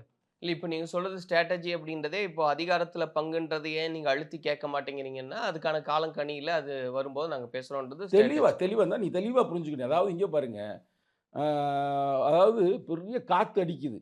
அப்போ போயிட்டு நம்ம போய் இதை விற்க முடியுமா? உப்புமா விற்க முடியுமா? இல்லை ஏதாவது என்ன பவுடர் போய் ஏதாவது விற்க முடியுமா? மாவை விற்க முடியுமா? விற்க முடியாதுல்ல. அதே மழை பெய்யுது, அப்போ போய் உப்பை விற்க முடியுமா? காலம் கருதி அந்த காலத்துக்கு சார்ந்து செய்கிறவன் தானே அறிவாளி. இல்லை அதை தான் இப்படி புரிஞ்சுக்கிறாங்க எல்லாருமே. காலம் கணியட்டும்னா தேர்தல் தேதி நெருங்கட்டும், கூட்டணிகள் பற்றின பேச்சு வரட்டும், அப்போ ஒரு அழுத்தம் கொடுத்து நமக்கான இதை நம்ம வாங்கிக்கலாம், அதிகாரத்துல பங்கு அப்படின்றத திருமாவளவன். ஆமாங்க, அதில் நாங்கள் தெளிவாக இருக்கும் பிரதர். பணிக்கும் அவர் தளபதி ஸ்டாலினே இப்போ உணர்ந்துட்டாருங்க. இப்போ அவர் தெளிவாக இருக்கிறார். இப்போ விடுதலை சிறுத்தை நல்ல வலுவாக இருக்குது, எல்லா இடத்துலையும் இருக்குது, இவங்க எல்லா பக்கத்துலையுமே ஆஃபர் இருக்குது. இன்னும் சொல்லப்போனால் உங்கள்கிட்ட ஓப்பனாகவே சொல்கிறேன், இதில் வந்து நான் மறைச்சி பேசல. கூட்டணியை பற்றி அது தலைவர் தான் பேசுவார், நம்ம பேச முடியாது. இப்போ அதிமுகவே எங்களுக்காக இவெல்லாம் வெயிட் பண்ணதே, வெயிட் பண்ணி பார்த்துச்சு. எங்கள் தலைவர் இப்போ சொன்னார்ல, பார்த்தீங்களா கொஞ்சம் நாளைக்கு முன்னாடி, வர முடியாது சாரி மன்னித்துக் கொள்ளுங்க, நீங்கள் பார்த்துக்கு வேறு வேலையை பாருங்கள் அப்படின்ற மாதிரி சொன்னார். அதுக்கு அடுத்து தான் அவர் எடப்பாடி வந்து எங்கே போய் சாக்குறாரு, அமித்ஷாவையும் சந்திச்சது. நல்லா கேட்டுக்கிறீங்க. இப்போ அமித்ஷாவோட சேர்ந்து ஏடிஎம்கே கூட்டணி இப்போ கன்ஃபார்ம் ஆயிடுச்சு. எல்லாம் எங்கள் சிக்னலுக்கு பிறகு தான் நாங்கள் வரலன்னு டோட்டலாக சொல்லிட்டோம். இப்போ இது எல்லாமே தளபதி ஸ்டாலினுக்கும் தெரியும். விடுதலை நினச்சிருந்தா அங்கே போயிருந்தாங்கன்னா நிச்சயம் அவங்க பாமக பிஜேபி பாமக சைடில் போக மாட்டார் எடப்பாடின்னு தெரியும். நாங்கள் எங்கள் தலைவர் ஓப்பனாக பேசுகிறேன், மறைச்செல்லாம் பேசுகிறேன். இல்லை உங்களுடைய பதிலுக்காக காத்திருந்தாங்க, இன்னைக்கு அந்த பதில் கிடைக்கலன்றனால அவங்க இன்னொரு கூட்டணிக்குள்ள நுழைஞ்சிட்டாங்க. ஒருவேளை நீங்க எதிர்பார்த்தது கிடைக்கல திமுக கூட்டணி, அப்படி வர்றதுக்கு வாய்ப்பே இல்லைங்க. நாங்கள் வந்து தளபதி ஸ்டாலின் நல்ல உணர்ந்து தானே நாங்கள் இருக்கிறோம். அவருக்கு வந்து தெரியுதுல, தமிழ்நாட்டில் எல்லா பகுதியிலும் இன்னைக்கு வந்து இருக்கிற ஒரு கட்சி வந்து விடுதலை சிறுத்தைகள். அப்போ வர்ற தேர்தலில் அவங்களுக்கு என்ன அதிகாரத்தை வழங்கணுமோ வழங்க வேண்டும். இப்போ என் கட்சியோட பொதுச்செயலாளர் இன்னைக்கு ஒரு ட்வீட் போட்டிருக்காருன்னா எடுத்து பார்க்குறேன். எங்களுக்கு வந்து சிங்கிள் டிஜிட்ல டபுள் டிஜிட்ன்றாரு. எங்கள் கட்சியோடைய துணை பொதுச்செயலாளர் வன்னியரசு 25 சீட்டுன்றாரு. சங்கத்தமிழன் சொல்கிறேன், ஆட்சியிலும் பங்கு அதிகாரத்திலும் பங்குன்றேன். இன்னைக்கு வந்து சொல்லிட்டு அமித்ஷா நம்ம வருஷம் ஓடி போயிருக்கலாம், கரெக்டாக மறந்து போயிருக்கலாம். நாங்கள் அப்போ இருந்து சொல்கிறோம். எப்போ இளஞ்சிறுத்தை எழுச்சி பாசருடைய ஆரம்பித்த காலத்திலிருந்து நாங்கள் முழக்கம் என்னன்னு தெரியுமா? அடுத்த பாய்ச்சலுக்கு அணியமாவோம், அடுத்த தலைமுறை அணியமாக்குவோம், கொள்கை வெல்ல களமாடுவோம், கோட்டையில் ஒரு நாள் கொடியேற்றுவோம். இதே எங்கள் முழக்கம். ஆட்சியிலும் பங்கு அதிகாரத்திலும் பங்கு, கடைசி மனிதனுக்கும் ஜனநாயகம், எளிய மக்களுக்கும் அதிகாரம். இது பூரா இளஞ்சிறுத்தை எழுச்சி பாசருக்காக உருவாக்கப்பட்ட முழக்கங்கள். நெறியாளர் அவர்களே, நாங்கள் தெளிவாக இருக்கோம் பிரதர். எங்களுக்கு எந்த பதட்டம் இல்லை. ஏன்னா இது இன்றைய யுத்தம் இல்லை. 2000 ஆண்டு காலமாக ஒடுக்கப்பட்ட மக்களை தொடர்ந்து ஒடுக்குகிறார்கள். இந்த ஒடுக்குமுறையிலிருந்து நாங்கள் வெளியேற வேண்டும் என்றால் நாங்கள் கவனமாக பயணிக்க வேண்டும், நுட்பமாக பயணிக்க வேண்டும். அங்குலம் அங்குலமாக வளர்ந்தாலும் அழுத்தம் திருத்தமாக வளர்கிறோம். இப்போ இந்த இந்த இன்னைக்கு நம்ம பேசிட்டு இருக்கிற விஷயம் சார், தமிழக வெற்றி கழகத்தினுடைய இந்த கூட்டம் சம்பந்தமா நம்ம பேசும்போது நிறைய கணக்குகள் பத்தி அதுல பேசியிருக்காங்க. திரு ஆதவ அர்ஜுனா அவர்கள் பேசும்போது என்ன சொல்றாரு, திமுகவுக்கும் பாஜகவுக்கும் ஒரு கூட்டு இருக்கு, மறைமுக கூட்டணியில் இருக்காங்க. அப்போ பாஜகவை உள்ள நுழைய விடாம தடுக்கணும்னா சிலர் ஒன்றிணையணும், காங்கிரஸும் சேரணும், பிசிக சேரணும், அதே போல கம்யூனிஸ்டுகள் சேரணும். இவங்கெல்லாம் சேரணும்ன்ற ஒரு அவசியம் இருக்கு. அப்ப தனித்து விடணும் திமுகவன்ற மாதிரி ஒரு பார்வை வைக்கிறாங்க, ஏன்னா அவங்க கூட்டணியில் இருக்காங்கன்னு. அப்ப இந்த கருத்தியல் எப்படி பாக்குறீங்க? அதாவது அவர் கருத்தில் குழப்பத்தை உருவாக்க வேண்டும் என்பதற்காக பேசுறாரு. இதெல்லாம் குழப்பத்தை உருவாக்கணும் தான். உண்மையா இருந்தா நேர்மை இல்லையங்க. நானே இப்போ முதல் நீண்ட இடைவேளைக்கு பிறகு அந்த தம்பியை நான் எதிர்த்து பேசுறேன்னா, நீ ஒரு முட்டா பயலா, நீ ஒரு பெரிய ஸ்ட்ராட்டஜின்ற அறிவாளின்ற தரவு கரெக்டாக சொல்லணும்ல. இல்ல இது நீங்க ஒரு தரவு மெயினான பாயிண்ட்லங்க. அது ஃபேஸ்புக்கில் பூரா எங்கள் தோழர்கள் அவனுக்கு எதிர்த்தாதான் இப்போ அவருக்கு எதிர்த்து எல்லாமே எழுதிக்கிட்டு இருக்கிறாங்க. அப்போ அங்கேயே தப்பு இருக்குன்னா அப்போ நீ சொல்கிற எல்லாமே தப்பாக தானே இருக்கு. அப்போ ஏதோ யாரோ உனக்கு சொன்ன கருத்தை யாரோ உன்னை இயக்குறாங்களோ அப்படின்னு உங்களுக்கு தோணுதுல்ல. இப்போ நீ சொல்கிறது இல்லை, ஒரு கருத்து தவறாயிடுச்சு. நீங்கள் சொன்ன மாதிரி அது அவ்வளோ எளிதில் விட வேண்டிய விஷயம் இல்லை. அது ரொம்ப முக்கியமானது. அதில் கவனமாக கையாண்டுக்கணும். அது ஒன்று தவறாயிருச்சுன்றனால அவர் சொல்கிற எல்லாமே தவறாக போயிடும்ன்றது இல்லை. அடுத்து அது அப்படி தானே இருக்குது. இப்போ நல்லா யோசித்து பாருங்க. அவர் என்ன சொல்கிறாரு, திமுகவை அழிக்கணும், திமுகவை ஒழிக்கணும்ன்றாரு. திமுகவை அழிக்க ஒழிக்க உங்களால் முடியுமா? நான் கேட்குற கேள்வி யதார்த்தமாக பேசணும். இல்லை, யதார்த்தமாக அது யதார்த்தமா. உங்களுக்கு அடுத்து யாரு? அதிமுக தான். இது சின்ன குழந்தை கேட்டாலும் தெரியும். அதிமுக இப்போ தோத்து போச்சு. தோத்து போது எத்தனை விழுக்காடு? 3 விழுக்காடு தானே டிஃப்ரெண்ட்டு. எங்கள் பக்கத்தில் கூட்டணி ஸ்ட்ராங்காக இருந்துச்சு, அங்கே கூட்டணி கூட உருப்படியாக இல்லை. கரெக்டாக நாங்கள் ஜெயிச்சிட்டோம், எங்கள் கூட்டணி ஜெயிச்சிருச்சு. ஆனால் உனக்கு பெரிய தோல்விலாம் இல்லை. ஏடிஎம்கே சொல்கிறேங்க 63 மேலே சீட்டு வாங்கியிருந்தார்லங்க. அப்போ அவருக்கு அந்த வலிமை இருக்குல்ல. அப்போ திமுக இல்லாட்டினா அதிமுக தான் வரும். நீ வருவேன்னு சொல்கிறது நீ எப்படி ஏற்றுக்கொள்ள முடியும்? அதுக்கு ஒன்றா 77 67 சில கணக்கெல்லாம் சொல்கிறாப்புல. இல்லை, இவங்க வர்றதுன்றது தாண்டி சார் ஒரு கணக்கு சொல்கிறாங்களே. இப்போ விஜய் அவர்களே பேசும்போது என்ன சொல்கிறாருன்னா, தேர்தலுக்காக காங்கிரஸோட ஒரு கூட்டணியில் இருக்காங்க, இவங்க கொள்ளையடிக்கிறதுக்காக பாஜகவோட ஒரு கூட்டணியில் இருக்காங்க அப்படின்றதெல்லாம் சொல்றாங்க. காலப்போக்கில் திமுகவால் இந்த கூட்டணியில் இருக்கக்கூடிய கட்சிகள்லாம் கைவிடப்படும் அப்படின்ற ஒரு தொனியில தான் சில கருத்துக்களை எல்லாம் முன்வைக்கிறாங்க. அப்படிலாம் இல்லை. அதாவது அவருக்கு மொத்தத்தில் எந்த வகையான ஒரு புரிதலே இல்லாமல் அவர் பேசுகிறார். நான் அப்படி தான் பார்க்குறேன். எப்படின்னா, காங்கிரஸுக்கு இன்னைக்கு ஒரு நல்ல நட்பு சக்தியாக இருக்குது திராவிட முன்னேற்ற கழகம். திராவிட முன்னேற்ற கழகத்திற்கு ஒரு நட்பாக இருக்கிறது காங்கிரஸ். ஏன்னா 10 எம்எல்ஏ எம்பி வெற்றி பெற்றிருக்காருலங்க. இன்னைக்கு இவர் தான் தளபதி ஸ்டாலின் முதல் சொன்னார், இந்தியாவுடைய அடுத்த பிரதமர் ராகுல் காந்தி யாருங்க பிரகடனப்படுத்தினது? நார்த் இந்தியாவிலிருந்து யாரும் சொல்லலை, இவர் தான் சொல்கிறாங்க. இவங்க எப்படின்னா ராகுல் காந்தின்னு சொன்னது அவர் தான். 2021க்கு பிறகு அந்த பேச்சையே அவர் எடுக்கவே இல்லை. எப்படி பேச முடியும்? எப்படி பேச முடியும்? இங்கே சீட்டு கிடைக்கலையே. அவங்க நம்மளோட அவங்க மெஜாரிட்டியாக இருக்காங்களே. எல்லா கூட்டணி சேர்ந்தாலும் கூட ஆட்சி அமைக்க முடியாதுல்ல. யதார்த்தத்துக்கு வா. நீ இந்த வேங்கவேலில் சொல்கிற மாதிரி எல்லாமே அடிச்சு விட்டுக்கிட்டு இருக்கிறியே. நீ யதார்த்தமான ஆளாக இருந்தால் உண்மையை பேசு, நேர்மையை பேசு. இல்லை, திமுக ரெட்டை வேஷம் போடுறாங்க இந்த இடத்துல அப்படின்றார் அவர். ஏன்னா திமுக டெல்லிக்கு போனால் ஒரு விதமாக அவங்க கிட்ட பேசுறதும் நடக்கிறதும், இங்கேருந்து கோ பேக் மோடி அப்படின்னு போடுறதெல்லாம் இப்படி ஒரு விஷயத்த பண்ணுறாங்க. சொல்லப்போனால் இந்தியா அலையன்ஸ் கூட்டணி அந்த ஒரு கூட்டமே விடுதலை சிறுத்தைகள் கட்சி 2021 பிறகு திருச்சியில் போட்டாங்க. ஆனால் அதை திமுக முன்னெடுத்து பண்ணல அப்படின்ற விமர்சனங்களை எல்லாம் வைக்கிறாங்க. அது ஒரு ஒரு ஒப்பிட்டு பார்க்கும்போது சரிதானோ? இது வந்து திமுகவின் மேல் அவர் வைக்கிற விமர்சனம், அவர் வைக்கிற குற்றச்சாட்டு. இதுக்கு வந்து நீங்க திராவிட முன்னேற்ற கழகத்தை சார்ந்த தோழர்களிடம் கேட்க வேண்டும். உங்க சரிங்களா? கூட்டணி தான் சார். இல்ல கூட்டணியில் இருக்கிறனால அவங்க செய்யற எல்லாத்துக்கும் நாங்க வந்து சுமக்க முடியாது. ம். ஆரம்ப காலத்துல நேரம் நெருங்கிடுச்சு ஈழத்திற்காக ஈழத்திற்காக நாங்கள் தொடர்ந்து இந்த ஈழ மக்களுக்காக போராடினோம். திமுகன்ற ஒரே கூட்டணி இருந்தனால, காங்கிரஸ்ன்ற கூட்டணி இருந்தனால, அந்த பாவத்தை எங்களையும் சேர்ந்து சுமக்க விட்டாங்கல்ல. இது உலக அறிந்த உண்மைதானே. எல்லாரும் நேர்மையாளர்கள் ஏற்றுக்கொள்வார்கள். எங்க தலைவர் வந்து ஈழத்திற்கு எங்க தலைவர் அளவுக்கு போராடின தலைவரே யாருமே இல்ல. எல்லாரும் ஒத்துக்கிட்டாங்க. நாங்க தேர்தலுக்காக நாங்க இங்க ஒரு கூட்டணில இருந்தோம். எங்களுடைய அதாவது சஸ்டைனபிலிட்டிக்காக. அதான் உண்மை. எதார்த்தமான வேர்டு சொன்னோம்னா, அந்த வேர்டு தான். அதற்காக அந்த பாவத்த சுமந்தோம். ஆனா, இன்னைக்கு நீங்க என்ன செய்றீங்களோ, என்ன பண்றீங்களோ எங்களுக்கு தெரியாது. நாங்க வந்து நம்ம நாட்டுல வந்து அதுவும் தமிழ்நாட்டுக்குள்ள யாரும் வந்துறக்கூடாது, சாதியவாதி வந்துறக்கூடாது, மதவாதி வந்துறக்கூடாது. குறிப்பா பாமகவும், பிஜேபியும் வரக்கூடாது. அதற்காக எங்க தலைவர் ஒரு செயல் திட்டத்தில் எங்க சக்திக்கு ஏற்றவாறு நாங்கள் களமாடுகிறோம். எங்கள பேசினா தான் நாங்க உங்கள பேசுவோம். நீங்க அங்க பேசுனீங்கன்னா, அங்கிருந்து அவங்க பேசுவாங்க. அத வந்து விடுதலை சிறுத்தைகள் பேச முடியாது. ஆனால் நாங்கள் தளபதி ஸ்டாலினை நாங்க நம்புகிறோம். அவர் உண்மையிலேயே வந்து சனாதானத்தை வேற இருக்கணும், ஜனநாயகத்தை வென்றெடுக்கணும், நம்ம இந்தியாவில் வந்து ஒரு நல்ல ஒரு ஜனநாயகம் உருவாகணும்ன்றதை பாடுபடுவார். எந்த காலத்திலையும் பிஜேபிக்கு முட்டு கொடுக்க மாட்டார், மோடிக்கு பயப்பட மாட்டார், அமித்ஷாவுக்கு பயப்பட மாட்டார். நாங்கள் நம்புகிறோம். அவர் நம்பலைன்னா அது அவருடைய பார்வை. ஆனால் நாங்கள் நம்புகிறோம். எப்படி எங்களுக்கு அடுத்து வர்ற தேர்தலில் வந்து எங்களுக்கு நிறைய சீட்டு கொடுப்பாங்கன்றது ஒரு நம்பிக்கை.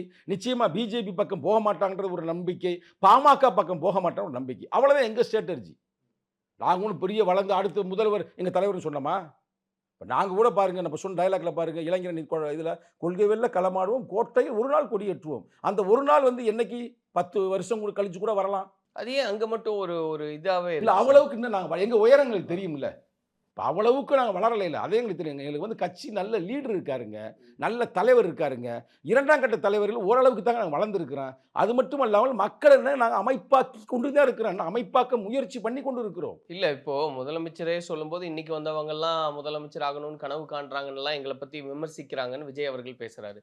அப்ப இன்னைக்கு வந்தவங்க நினைக்கிறாங்க அப்படிங்கும்போது இவ்வளவு காலம் வந்து இருக்கிறவங்க ஏன் அதை துணிஞ்சு ஆமா முதலமைச்சரா ஆகதான் போறோன்றது இல்ல, அது ஒரு காலம் வரும். அது ஒரு காலம் நிச்சயமா வரும். எங்க தலைவர் டயலாக் சொல்லுவாங்க, அமைப்பாய் திரளுவோம், அங்கீகாரம் பெறுவோம், அதிகாரம் வெல்வோம் அப்படின்னு எங்க முழக்கம் 2010 சொன்னது. இப்ப அமைப்பாய் நாங்க ஓரளவுக்கு திரண்டுட்டோம். இப்ப எங்க அளவுக்கு மாநாடு யாருமே இப்ப போட முடியாது. 2025 ஆயிடுச்சு. இல்ல ஒரே கருத்து முடிச்சுக்கிறேன். அதாவது எவரும் பெரிய மாநாடு போட முடியாது. ஜனநாயக வெள்ளி ஜனநாயக மாநாடாக இருக்கட்டும், இல்லை தேசங்காப்ப மாநாடாக இருக்கட்டும், கொரோனாவுக்கு முன்னாடி ஒரு மாநாடு, கொரோனாவுக்கு பின்னாடி ஒரு மாநாடு, எங்கள் ரெக்கார்டை எவனும் அடிக்க முடியாது. ஏன்னா நாங்கள் தண்ணி கொடுக்க மாட்டோம், பிரியாணி கொடுக்க மாட்டோம், 1500 கொடுக்க மாட்டோம். தன்னெழுச்சியாக வர்றது. இப்போ நாளைக்கு கூட மகளிர் மாநாடு திருவண்ணாமலையில் இப்போ கூட்டம் கிளம்பிட்டு அவங்க மீட்டிங் முடிஞ்சு நாங்கள் தான் பெறப்போம். யாரை குறிப்பிடுறீங்க சார்? ரைட்டா, எல்லாரையும் குறிப்பிடுறேன். இதில் வந்து எல்லாரையும் குறிப்பிடுறேன். ஏடிஎம்கே, டிஎம்கே, காங்கிரஸ், பிஜேபி, இன்னும் அன்பு தம்பி விஜய் எல்லாரையும் கூப்பிடுறேன். நீங்கள்லாம் காசு கொடுக்கணும், நீ ஒரு ஆர்கனைஸ் பண்ணாதான் உங்களுக்கு வருவாங்க. காசை தராம தான் திரண்ட கூட்டம். அதனால பிரதர், நீ வேணா நீ ஒரு கலெக்டர் டிவி முக்கியமான நீ உள்ள போய் உளவுத்துறை உள்ள போய் செக் பண்ணுங்க. நான் சவால் விடுறேன், நேரடியாக சவால் விடுறேன். தமிழ்நாட்டில் இருக்கிற அனைத்து கட்சிக்குமே காசு கொடுக்காமல் கூட்டம் கொடுக்குற ஒரே அமைப்பு விடுதலை சிறுத்தைகள். அவங்க வந்து காசு கொடுப்பாங்க எங்கள் தலைவருக்கு. யாரு? தொண்டர்கள். இது நம்பர் 1. அமைப்பாய் திரள்வோம், அங்கீகாரம் பெறுவோம் என்றால் என்னவென்றால், இவ்வளவு அவமானங்களை சகித்து கொண்டு கூட்டம் இருக்கிறது எங்களுக்கு ஒரு வகையான அவமானம் தான். நான் இல்லைன்னு சொல்லலை. எங்களுக்கு பல பிரச்சனை இருக்குது, எங்கள் மக்களுடைய பிரச்சனையை தீர்க்க முடியலை. ஆனால் அதில் இருந்து கொண்டு கூட இன்றைக்கி நாங்கள் அங்கீகாரம் அடைஞ்சிட்டோம்ல. தேர்தல் அங்கீகாரம் கொடுத்துட்டாங்களே எங்கள் கட்சிக்கு. அப்போ அமைப்பாய் திரளுவோம், அங்கீகாரம் பெறுவோம், அதிகாரம் வெல்வோம். அதுதான் நீ சொன்ன ஆட்சி அதிகாரம். அது நிச்சயம் நடக்கும். 2010 சொல்லி அங்கீகாரம் அடையிறதுக்கு 2025. எங்கள் தலைவர் அதுக்கு ஒரு டைலாக் சொல்லுவார், நீங்கள் நிச்சயம் கேட்டிருப்பீங்க. நீங்களும் பழைய நெறியாளர் இருந்தேன், பல இதில் நீங்கள் வேலை பார்த்துருக்கிறீங்க. என்ன சொல்லுவார்னா, ஒருத்தன் வந்து 100 கிலோவை தூக்கி முடிச்சுட்டு நான் சாம்பியன்ருவேன். அதே போட்டியில் நான் 150 கிலோவை தூக்குனாதான் என்னை சாம்பியனை ஏற்றுக்கொள்வார்கள். எங்களுடைய சூழ்நிலை அப்படி இருக்குது. தலைமுறை ஒடுக்கப்பட்டிருக்கிறோம். அதற்காக எங்களுக்கு இவ்வளவு வேலை செய்ய வேண்டும். ஆனால் சினிமா நடித்து வர்றவர்கள் சொல்ல முடியுது. ஏன்னா அவங்களுக்கு வெளிச்சம் ஏற்கனவே கிடைத்திருக்கிறது. எங்கள்கிட்ட உண்மை இருக்குங்க, நேர்மை இருக்குங்க, உழைப்பு இருக்குங்க. இன்னைக்கு இல்லை என்றாலும் என்றாவது ஒரு நாள் இந்த மக்கள் எங்களை ஏற்றுக்கொள்வார்கள். இப்போ இன்னைக்கு நடந்த மாநாட்டை பொறுத்த வரைக்கும் இது வரைக்கும் வந்து இன்னும் களத்துக்கே வரல பெரிய அளவில். ஆனாலுமே 20% வாக்கு வங்கி இருக்கிறதா பேசிக்கிறாங்க அப்படின்னு சொல்றாங்க.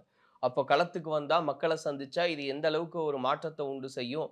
அன்னைக்கு எப்படி அண்ணா அப்படின்ற ஒருத்தருக்காக ஒரு வெற்றி அப்படின்றது உண்டாச்சோ அதே போல விஜய் அவர்களுக்கு ஒரு வெற்றியானது வாய்க்க பெறும். ஏன்னா வரக்கூடிய எலெக்ஷனே வந்து திமுகவா தமிழக வெற்றி கழகமா இப்படிதான் இருக்கும் அப்படின்னு ஒரு விஷயத்த அவர் குறிப்பிட்டு முடிக்கிறார் அந்த உரையை. அது அதாவது பிரதர், அதாவது இப்போ என் குழந்தை வந்து எனக்கு சூப்பர். உங்கள் குழந்தைய வந்து நீங்கள் பெருமையாக தான் பேசுவீங்க. என் குழந்தை நாளைக்கு பெருசாக வந்துடுவாங்க, வந்து நம்பிக்கையோடு இருக்கும். அதுமாதிரி அவர் இன்னைக்கு ஒரு கட்சி போயிருக்காரு. அவங்க கட்சியை வந்து திறமையாக பேசுகிறாரு, பெருமையாக பேசுகிறாரு. அவங்கள்ட்ட ஒழுங்காக இருக்க சொல்லுங்கள். எங்கள்கிட்ட இருந்தார். எங்கள்கிட்ட இருக்கும்போது எங்கே இருந்தார் சொல்லுங்க. திமுக இருந்தாருங்க. அங்கேருந்து இங்கே வந்தாருங்க. இப்போ இங்கேருந்து அங்கே போயிருக்காருங்க. அங்கே போயாவது ஒழுங்காக இருந்து அவர் அந்த சொன்ன மாதிரியே அவர் ஆட்சி அதிகாரத்தில் போய் உட்கார வைங்க. நாங்கள் அதில் எங்களுக்கு ஒன்றும் பிரச்சனை இல்லை. அங்கேயாவது உண்மையை பேசுங்க, நேர்மையாக இருங்க, ஒழுக்கம் சார்ந்து இருங்க. இன்னமும் நான் அந்த கட்சியில் சொன்னேன், ராஜ்மோகன் கொள்கை பரப்பு செயலர், என் நண்பர், நேர்மையானவர். நம்ம இவ்வளோ முரணாக பேசுவோம். எனக்கு விஜய் நேரடி பழக்கம் இல்லை, கரெக்டா? ஆனால் எனக்கு ராஜ்மோகன் நேர்மையான. நான் கேட்குறேன் கேள்வி பிரதர், சவால் படுறேன். ராஜ்மோகன் போய் நீ பேட்டி கேளுங்க பிரதர். நான் சொல்கிறேன்ல, நீ நேராக போய் என்னங்க சங்கத்தமிழ் எதுவுமே சொல்லியிருக்கிறாரு, எங்கள் தலைவர் வந்து வேங்கவயலுக்கு போகலன்னு உங்கள் கட்சியில் இருக்கிற ஒரு முக்கியமான பொதுச்செயலாளர் சொல்கிறாரு, இது சரியா? அவர் உண்மை பேசக்கூடியவர், அவர் உண்மையாக பேச நான் நம்புகிறேன். அவர் சொல்லுவார், அவர் பேச தவறுன்னு சொல்லுவார். கேட்குறோம் நிச்சயமா. அப்புறம் அதனால நான் எல்லாரையும் அரசியல்படுத்துகிறேன். எங்கள் தலைவர் என்னைக்காவது யாரையாவது தரம் தாழ்ந்து பேசியிருக்கிறாரா? எந்த அரசியல் தலைவர்கள் கூட? நானும் அந்த வளர்ப்பு தான், எங்கள் தலைவருடைய வளர்ப்பு தான். நாங்கள் எந்த கட்சியும் நாங்கள் இழிவாக பேசலை. கோட்பாட்டு தான் எங்களுக்கு எதிரி. எங்களுக்கு யார் எதிரி? சாதியவாதி, மதவாதி. இல்லை, ஒரு சாஃப்ட் கார்னர் இருக்கா தமிழக வெற்றி கழகத்துக்கு மேலே? ஏன்னா அவங்க ஆட்சி அதிகாரத்துல பங்குன்னு விஜய் அவர்கள் முதல் மேடையில் பேசின உடனே எல்லா கேமராக்களும் திரும்பினது வந்து திருமாவளவன் அவர்கள் பக்கத்துல தான். ஏன்னா அவர் அது ஏற்கனவே கேட்டிருந்ததுனால அதுக்கான ஒரு சமிக்கை தான் இது அப்படின்றது. இன்னைக்கும் அந்த விஷயத்த மறுபடியும் அவர் பேசுறாரு. அப்படிங்கும்போது விசிகாவுக்கும் டிவிகேக்கும் ஏதோ ஒரு பரஸ்பரம் இல்லை, விஜய் மேலே வந்து நாங்கள் வந்து எதுவும் பெரிய குற்றங்கள் நாங்கள் எதுவும் கண்டுபிடிக்கல, கரெக்டுங்களா? அவர் எங்கள் தலைவர் கூட ஒரு நாகரிகமாக தான் சில கருத்துக்களை, ஒருவேளை திமுகல இந்த இது அமையலன்னா இங்க டிவி அதை பற்றி நம்ம யோசிக்கவே தேவையில்ல பிரதர். அது வந்து பெரிய விஷயமே இல்லை. ஒரு சாஃப்ட் கார்னர் இருக்கிறதா அவ்வளோ நீங்கள் கொச்சைப்படுத்துறதுன்னு பேசுறீங்க. இப்போ அவர் நண்பர் தானே, ஆது வச்சு இப்போ நான் ஃபோன் பண்ண எடுப்பார். நீங்கள் பார்க்க டெஸ்ட் பண்ணுறீங்களா? அவ்வளவுக்கு எனக்கு நண்பர் தான். சொல்கிறத கேளுங்க.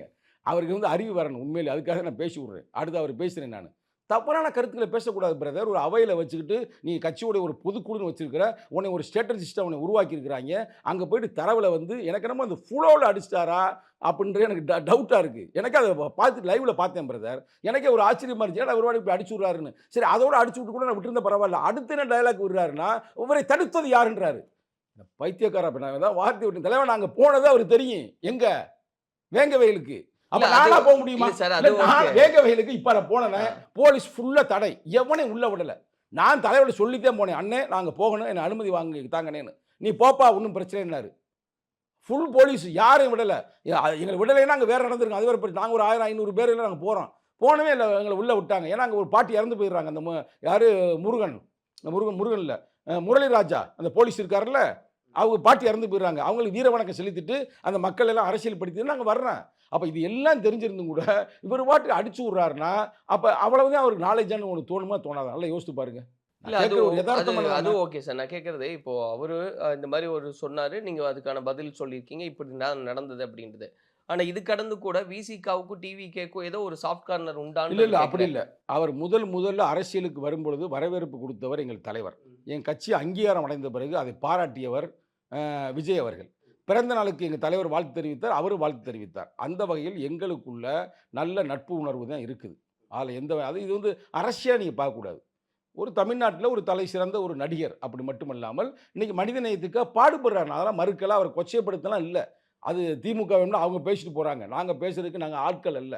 வரவேற்கணும், பாராட்டுறோம். ஆனால் உங்களோட சேர்ந்து இருக்கிற ஆள் வந்து நல்லா வைக்கணுமா இல்லையா, அதைத்தான் நாங்கள் சொல்ல வர்றோம். வேறு ஒன்றும் இப்போ இந்த பேட்டிக்கு ஒன்றும் பெரிய நம்ம சொல்ல வேண்டிய விஷயங்கள்லாம் இல்லை. இப்போ விஜயை சங்கடப்பட்டிருப்பாருங்க. விஜயே வந்து என்ன நினச்சிருப்பாரு, இப்போ நாளைக்கு உன்னை நம்பி எப்படிப்பா நான் செய்ய முடியும், இவ்வளோ பெரிய ஒரு கருத்தை வந்து நீ தப்பாக சொல்கிற. அதில் அவர் அப்படியே பேசிட்டு போயிருந்தா கூட ஏதோ ஃப்ளோவில் அடிச்சிட்டாருன்னு நம்ம சொல்லிடலாம். மறந்து எல்லாரும் மனிதர்கள் தானே, தப்பு வரலாம்ல, விருதுமாவன் எங்கே போனார்னு கூட அப்படியே சொல்லியிருக்கலாம். அதுக்கு அடுத்து என்ன சொல்கிறாருன்னா, அவரை தடுத்தது யார்? இல்லை, அதுதான் கேட்குறேன். ஏன்னா அப்போ எங்கேயுமே லாஜிக்கே இல்லாமல் இருக்கே. தடுத்தது யாருன்னு எப்போ எங்கள் தலைவர் போனார், எப்போ அவங்க தடுத்தாங்க? எங்கள் தலைவர் பற்றி போகவே இல்லை இந்த நேரத்தில். அப்போ நீ சொல்லணும்ல, இப்போ போகலை அப்படின்னு சொல்லு. அதுக்கு தான் நான் போயிருக்கேன். நான் யார்? விடுதலை சிறுத்தை கட்சியோட இளைஞரணி செயலாளர், அடுத்த தலைமுறைக்கான ஒரு லீடரு. நான் போகிறேன்ல, அங்கே ஸ்பாட்டுக்கு போயிட்டு தானே வந்திருக்கிறேன். அதுக்காக நம்ம விட்டுட்டோமா? அந்த 3 தம்பிமார்களுக்கு வழக்கு எங்கள் கட்சி தான் பார்த்து கொண்டு இருக்கிறது. நான் ஓப்பனாக சொல்கிறேன்ல, பாப்பா மோகன் யார்? எங்களுக்காக அவர் போராடி கொண்டிருக்காருங்க, வழக்கறிஞர். இது எதுவுமே உனக்கு தெரியாதா தம்பி? என்ன தம்பி நீ இப்படிலாம் பண்ணிக்கிட்டு இருக்கிற? ரொம்ப நகைச்சுவையாக இருக்குது. நீ நல்ல திறமையான தம்பி நினச்சேன், இப்படி இருக்கிறியப்பா. இல்ல தெரிஞ்சுக்கிட்டே சொல்றாருன்னா என்ன நோக்கம் இருக்கும்? நீங்க சொல்றீங்க ஸ்கிரிப்ட் பேப்பர் வச்சிருக்காங்க, எல்லார் கையிலயும் அது இருக்கு. இவங்களுக்கு பின்னாடி யாரோ இருக்காங்கன்னு. இந்த ஸ்கிரிப்ட் பேப்பர் இருக்கிறனாலேயே யாராவது ஒருத்தங்க இருக்காங்க அப்படின்னு ஒரு முடிவுக்கு வந்துட முடியுமா? அப்படி இருந்தா யாரா இருப்பாங்கன்னு நினைக்கிறீங்க? நான் அதுக்கு அடுத்து பேசி அவங்கள நான் கொச்சப்படுத்த விரும்பலை. எங்களுக்கு சில டவுட்லாம் இருக்குது. இல்ல யாரா இருக்கும் சார்? இல்ல, ஏன்னா சொல்ல நாங்க விரும்பல. கேக்குறோம் ஒரு இந்த- ஸ்கிரிப்ட் பேப்பர் இல்ல, இருக்கு. இந்த நேரத்தில் நான் சொல்ல விரும்பலை. Okay. எங்களுக்கு ஒரு சின்ன ஒரு ஸ்மெல் பண்ணிட்டோம். நாங்கள் ஆ. பாதவரிச்சுனே நாங்கள் ஸ்மெல் பண்ணிட்டோம். அது எங்கே நோக்கில் போகிறாங்க, என்ன வர்றான்னு எங்களுக்கு கிடைக்குது செய்தி. ஆனால் அது வந்து இன்னும் முழுமையாக எங்களுக்கு நம்பகத்தகுந்த ஒரு செய்தியாக இல்லை. ஏன்னா இன்னைக்கு நடந்த நிகழ்வுக்கு பிறகு எனக்கு ரொம்ப ஆச்சரியம் அளிக்கிறது. எங்கள் தலைவர்கிட்ட நான் சொன்னேன், அண்ணே என்னண்ணே நீங்கள் அவசரப்பட்டுட்டீங்களா, அந்த தம்பி என்ன உடனே அனுப்புனீங்க அப்படின்ற மாதிரி சொல்லும்போது, உனக்கு தெரியாது தம்பி, இதுக்கு பின்னாடி சில காரணங்கள்லாம் இருக்குது அப்படின்னாரு. அப்போ எங்கள் தலைவர் வந்து இவரை கணித்தது சரியான கணிப்புன்னு நினைக்கிறேன். நம்ம வந்து இளைஞரணின்றோம்ல, இளைஞரணி என்றைக்குமே ஒரு அப்படி இப்படின்னு அவசரப்பட்டிருக்கலாம். ஆனால் எங்கள் தலைவர் வந்து அவ்வளோ சீக்கிரத்தில் யாருமே நடவடிக்கை எடுக்க மாட்டார். எங்கள் தலைவருடைய பண்புங்க. நான் வந்து 30 வருடமாக தலைவரோட பயணித்திருக்கிறேன். இன்னும் சொல்லப்போனால் கடந்த 20 ஆண்டுகளாக ரொம்ப நெருக்கமாக பயணித்து கொண்டிருக்கிறேன். சரிங்களா? அவ்வளோ சீக்கிரத்தில் வந்து எவ்வளவு துரோகிகள் மிகுந்த இந்த அரசியலில் எங்கள் தலைவருக்கு எவ்வளோ பேர் துரோகம் பண்ணியிருக்காங்க சொன்னோம்னா, அதெல்லாம் பெரிய பட்டியலுங்க. சேர்ந்துருக்கனே துரோகம் பண்ணுவாங்க. அவங்களாம் மன்னிச்சு விட்ருவாருங்க. திரும்பி வாப்பா தம்பி அப்படியே சொல்லுவார். உனக்கு துரோகம் பண்ணுற கூட உனக்கு உருப்படியாக தெரியல, ஆனால் பிள்ளை செய்யாத, நல்ல நேர்மையாக இருப்பான்னு அட்வைஸ் பண்ணி அனுப்புவார். அப்படிப்பட்டவர் வந்து இவர் மேலே நடவடிக்கை எடுத்தார். பார்த்தீங்களா? 6 மாதத்துக்கு வரும் நீக்கலைங்க. கட்சியை விட்டா நீக்கினா 6 மாதம் வந்து இடை நீக்கம் தான் பண்ணியிருந்தேன். சஸ்பெண்ட் என்பது வேறு, டிஸ்மிஸ் என்பது வேறு. உங்களுக்கு தெரியாது ஒன்றும். அப்படி தான் பண்ணியிருந்தேன். அடுத்த நாளே மாறி அங்கிட்டு போகிறாரு. பார்த்தீங்களா? இன்னொரு பக்கத்து போகிறாருன்னா அப்போ எங்கள் தலைவர் இவரை வந்து சரியாக கணித்து இருக்கிறார். அந்த கணிப்பில் சங்கத்தமிழன் தோத்துவிட்டு என்று தான் இந்த தருணத்தில் நான் பகிரங்கமாக எங்கள் தலைவரிடம் மன்னிப்பு கேட்டுக்கொள்கிறேன். ஓகே. இப்போ வந்து சொல்ல முடியாது. இதுக்கு பின்னணியில ஏதோ இருக்கு அப்படின்றத சொல்றீங்க. அது புரிஞ்சுக்கிறேன். வெறுமனே ஆதவ அர்ஜுனாவுக்கு மட்டும்தான் இது இருக்கா? இல்ல தமிழக வெற்றி கழகத்துக்கே இந்த ஒரு சினாரியோ இருக்கு அப்படின்னு நினைக்கிறீங்க? நான் விஜயை நம்புகிறேன். அவருக்கு இது தெரியாது. விஜயை நான் நம்புகிறேன். அதற்குமே நான் பேச விரும்பவில்லை. இல்ல ஸ்கிரிப்ட் பேப்பர் வச்சு பேசுறது அப்படின்னு பேசினா ஒரு மேடை இருக்கு, மேடைக்கான நேரம் இருக்கு. இந்த நேரத்துக்குள்ள எல்லாத்தையும் விலாவரியா நம்ம பேசி ஆகணும். ஒரு மேடையை சரியா கையாளணும்னாலும் அங்க ஸ்கிரிப்ட் பேப்பர் வேணும். ஆனா நீங்க சொல்ற மாதிரி எஸ்ஏசி இருந்தாரு விஜய் அவர்களுடைய வளர்ச்சிக்கு பின்னாடி. இப்ப ஸ்கிரிப்ட் பேப்பர் இருக்கிறனாலே விஜய் அவர்களுக்கு பின்னாடி வேற ஏதோ ஒன்று இருக்கு அப்படின்னு சொன்னா, இப்ப இவங்க என்ன சொல்றாங்க? திமுகவும் பாஜகவும் கூட்டா இருக்காங்க, ஒரு மறைமுக கூட்டணி இருக்கு, அவங்க தான் அங்கிருந்து ஓனரா செயல்படுறாங்க மோடிஜி அப்படின்றதெல்லாம் பேசுறாங்க. பாஜக என்ன சொல்றாங்க? இல்லைங்க திமுகவோட பி டீம் தான் இந்த தமிழக வெற்றி கழகம்ன்றாங்க. இது அப்ப எப்படி நீங்க பாக்குறீங்க சார் இதெல்லாம்? அதை கொஞ்சம் நாங்கள் வந்து பொறுமையாக நுட்பமாக ஆராய்ந்து வருகிறோம். அதற்கான தகவல்கள்லாம் உறுதியான பிறகு நிச்சயமாக உங்கள் தொலைக்காட்சியை அழைத்து நான் நிச்சயமாக பதில் சொல்லுவேன். கிட்டத்தட்ட தாவேக்காவோட ஒரு பொருந்தி போன மாதிரியே இருக்கே சார். இல்லை, நம்ம அப்படி சொல்ல முடியாது பிரதர். அதாவது எங்கள் தலைவர் வந்து எங்களை அப்படி தான் அரசியல் படுத்தியிருக்கிறார். இப்போ யாரையும் வந்து அவளை சீக்கிரமாக கேவலமாக பேசிடக்கூடாது, இல்லாத பொல்லாத இட்டுக்கட்டி பேசக்கூடாது. தலைமுறை நம்மளை தான் நீங்கள் பூரா பண்ணியிருக்கிறாங்க, அடிமைப்படுத்தியிருக்கிறாங்க, அசிங்கப்படுத்தியிருக்கிறாங்க, கேவலப்படுத்தியிருக்கிறாங்க. குடிக்கிற தண்ணியில் மலத்தை கலந்து நீனே குற்றவாளின்பாங்க. கோயிலுக்குள்ளே போகணும்டா சாயம் போகணும்னு சொன்னால் அடித்து விரட்டுவாங்க. நீதிமன்றமே சொன்னாலும் திருப்பி திறந்து விட மாட்டாங்க. இப்போ நல்லா படித்து கிடிச்சு நல்லா முன்னேறினா வாயில் வெட்டுவாங்க. இன்னமும் புல்லோட்டு ஓட்டுனா கையை வெட்டுவாங்க. இவ்வளவு கொடுமையை நம்ம வந்து சந்திச்சிருக்கிறோம். அதெல்லாம் சகித்து கொண்டு தான் அந்த பூமியில் வாழ்கிறோம். அதுமாதிரி நம்ம யாரும் செஞ்சிடக்கூடாது. திருப்பி அடின்னு தலைவர் தானே சொல்லி. திருப்பி அடி என்பது ஆயுதத்தை வைத்த இல்லை, கருத்தால் அடிக்கணும்னு சொல்லியிருக்காரு. நிறைவா ஒரே ஒரு கேள்வி சார். இந்த 2026ல் வந்து திமுகவும் தாவேக்காவும் மட்டும்தான் எதிர் துருவமா இருக்க போகுது அப்படின்றாங்க. உங்களை பொறுத்த வரைக்கும் ஒரு கண்ணோட்டமா நீங்க என்ன பாக்குறீங்க? ஏன்னா அவங்க 20% வாக்கு வங்கி இதெல்லாம் பேசும்போது எந்த மாதிரியான ஒரு தாக்கத்தை 2026ல் தமிழக வெற்றி கழகம் ஏற்படுத்தும்னு நினைக்கிறேன்? 2026க்கு இன்னும் பல மாதங்கள் கிடக்குது. 1. 2 வந்து அதனால் இது விஜயுடைய பார்ட்டி எதை தாக்கத்தை உருவாக்க போகுது அப்படின்றத நீ ஏன்ட்ட கேட்கக்கூடாது, விஜய் கட்சியில் போய் கேட்கணும். சரிங்களா? அதே மாதிரி இப்போ இந்த கருத்துக்கள்லாம் என்ன நடக்கும் ஏது நடக்கும் கூட்டணி சார்ந்த கருத்துக்கள்லாம் எங்கள் தலைவர் தான் சொல்லுவார். நாங்கள் வந்து சொல்கிற அளவுக்கு எங்களுக்கு அதிகாரம் வழங்கப்படவில்லை, அதை சொல்வதற்கு அளவுக்கு எங்களுக்கு தகுதியும் இல்லை என்று நாங்கள் கருதுகிறோம். ஓகே. இப்போ பொறுத்திருந்து பார்ப்போம் என்ன நடக்குதுன்றது. உறுதியாக. நிச்சயமா நிச்சயமா. நன்றி. நன்றி, வணக்கம். Supreme Mobiles in Samsung Days 24-month no cost EMI up to 12,000 upgrade offer. Summer holidays வந்தாச்சு, நம்ம ஜிடி ஹாலிடேஸும் வந்தாச்சு. South India's number 1 travel brand. பழசுக்கு எப்பவுமே மதிப்பு இருக்கு. ஒரே நிமிஷத்துல உங்களோட யூஸ் மொபைல்ஸை நம்ம டோஃபைல வித்துட்டு பணமா மாத்திக்கோங்க.